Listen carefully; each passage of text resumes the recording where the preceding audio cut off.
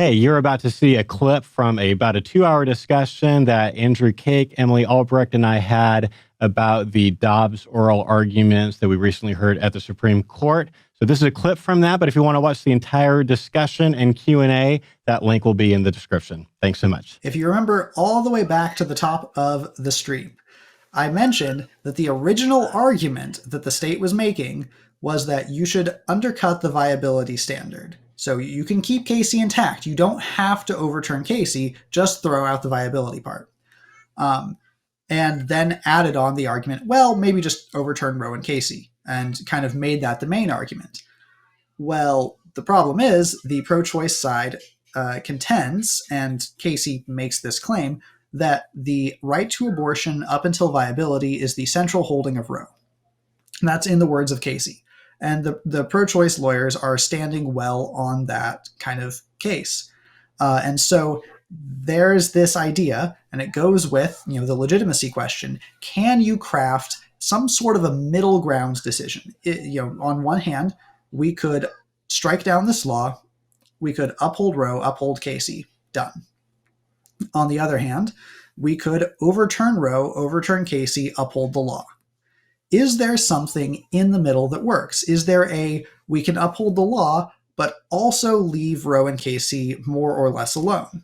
And so the counsel for the state is arguing, yeah, sure, you can do it, kind of, maybe. It would be some sort of application of undue burden, but without the viability standard attached.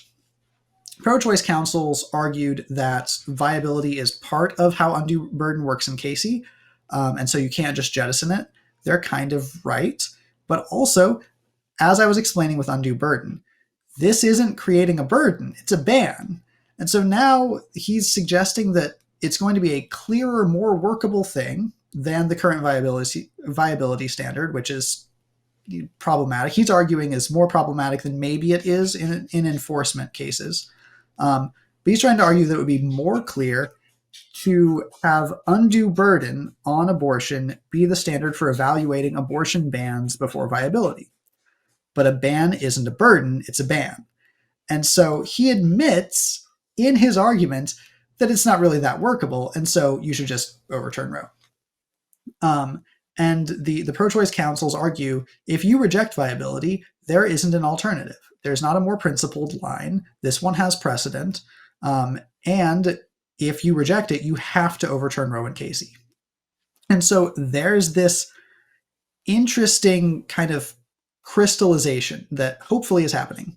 I say hopefully because there are three possible outcomes, and I want the outcome that overturns Roe. I don't want the outcome, it's not the worst outcome, but I don't want it, in which there is some sort of larger majority that upholds this narrow ruling in which the law is upheld, but Roe is still the law of the land. So if that option is kind of removed, then it's either uphold Roe or strike down Roe and uphold this law. And it seems like Roberts was casting about for some way to save this middle option, and no one believed this middle option actually existed, which is really going to affect where the justices end up, I think, because the desire to carve out the middle legitimacy stability route may not be practicable. Once again, that was a clip from about a 2-hour discussion that we had live about the Supreme Court oral arguments in the Dobbs case. If you want to watch the entire discussion, that link is in the description. And subscribe to this channel if you want more pro-life training material like this.